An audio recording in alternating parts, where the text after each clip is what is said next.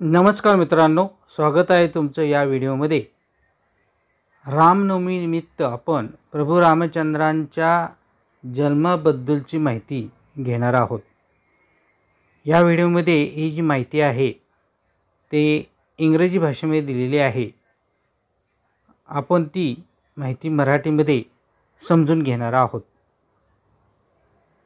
मराठीमध्ये माहिती समजून घेत असताना आपण इंग्रजी भाषेत सुद्धा अभ्यास करणार आहोत। चला तर आपण प्रभू रामचंद्रांच्या जन्माविषयी माहिती घेऊयात। पहा, details regarding the birth of Ram are mentioned in Valmiki's Ramayana and Mahabharata। प्रभू रामचंद्रांच्या जन्माबद्दलची विस्तृत माहिती ही वाल्मिकींच्या रामायण आणि द महाभारत या ग्रंथांमध्ये नमूद केलेली आहे। ॲज नोटेड, या ग्रंथांमध्ये नमूद केल्याप्रमाणे Ram was born to king Dasharath and queen Kaushalya in the city of Ayodhya. म्हणजे इथे उल्लेख केल्याप्रमाणे प्रभू रामचंद्रांचा जन्म हा अयोध्या शहरामध्ये राजा दशरथ आणि राणी कौशल्या यांच्या पोटी झालेला होता। म्हणजे प्रभू रामचंद्रांचा जन्म अयोध्येमध्ये झालेला होता आणि कोणाच्या पोटी झालेला होता? राजा दशरथ आणि राणी कौशल्या यांच्या पोटी झालेला होता। King Dasharath had a total of 3 wives. हे जे राजा दशरथ होते यांना 3 बायका होत्या। त्यांची नावे अशी आहेत: कौशल्या, कैकेयी अँड सुमित्रा। अशी 3 नावं त्यांच्या बायकांची आहेत। बट त्यांना जर ह्या 3 बायका होत्या तरी but king Dasharath remain sonless for many years. 3 बायका असूनही राजा दशरथ हे पुत्रहीन राहिले अनेक वर्ष। त्यांना पुत्रप्राप्ती झाली नाही आणि त्यामुळे डिस्परेट फॉर ॲन हेअर म्हणजे वारस, म्हणजे वारस नसल्यामुळे ते हताश झाले होते, नाराज झाले होते की आपल्या ह्या राज्याला कोणतरी वारस असायला हवं असं त्यांना वाटत होतं, पण त्यांना पुत्रप्राप्ती होत नव्हती। म्हणून राजा दशरथाने काय केलं? राजा दशरथ ऑर्गनाइज अ सॅक्रिफाइस।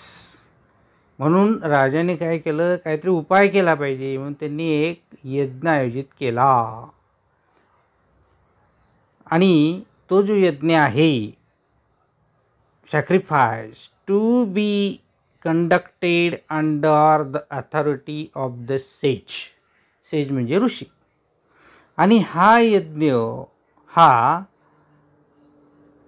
एका ऋषींच्या मार्गदर्शनाखाली आयोजित करण्यात आला होता आणि त्यांचं नाव या ठिकाणी दिलेले आहेत। जे सेज आहेत त्यांचं नाव आहे ऋष्यशृंगा। या ठिकाणी नाव दिलेलं आहे, ऋषी आहेत त्यांच्या मार्गदर्शनाने तो यज्ञ होता। आणि यज्ञ झाल्यानंतर आफ्टर सॅक्रिफाइस विच कन्क्लुडेड, यज्ञ झाल्यानंतर काय झालं? त्याचं शेवट कसा झाला पहा। With celestial figure that emerged from the fire. यज्ञ झाल्यानंतर तिथे जी अग्नी पेटली होती यज्ञामध्ये, त्या अग्नीतून एक स्वर्गीय आकार उदयास आला। देवरूपी आकार त्या ठिकाणी बाहेर आला, उदयास आला त्या अग्नीतून। आणि त्या देवरूपी आकाराच्या हातामध्ये with pot of rice and milk, आणि त्या देवरूपी आकारामध्ये भात आणि दूध होतं. एका भांड्यामध्ये भात आणि दूध होतं. त्यानंतर ॲज इन्स्ट्रक्टेड या ऋषींनी सांगितल्याप्रमाणे the king divided the contents of the pot among his wives to drink.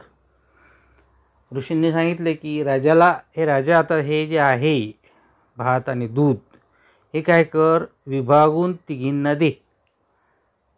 विभाजन केलं, त्याचं कंटेंट्स म्हणजे भात आणि दूध, त्याचं विभाजन केलं आणि त्या राण्यांना प्यायला दिलं.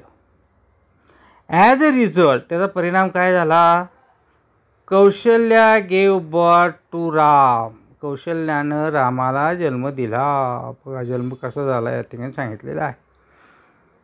ते भात आणि दूध पिल्यामुळं कौशल्याच्या पोटी राम जन्माला आले. Kaikeyi gave birth to Bharat. कैकेयीनं भरताला जन्म दिला.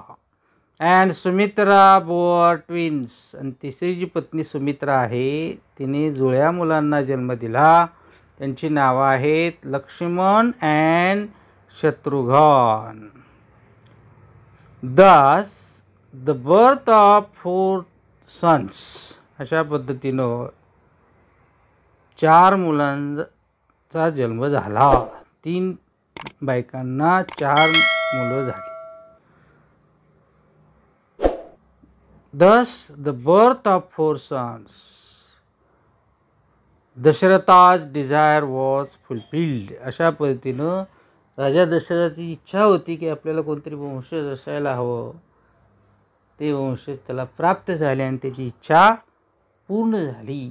अशा पद्धतीनं आपण या ठिकाणी पाहिलं की प्रभू रामचंद्रांचा जन्म कसा झाला. तुम्हाला हा व्हिडिओ आवडला असल्यास कृपया याला लाईक करा, जास्तीत जास्त शेअर करा आणि माझ्या सतीश दीक्षित सर या चॅनलला सबस्क्राईब करा. भेटूया पुढच्या व्हिडिओमध्ये. थँक्यू.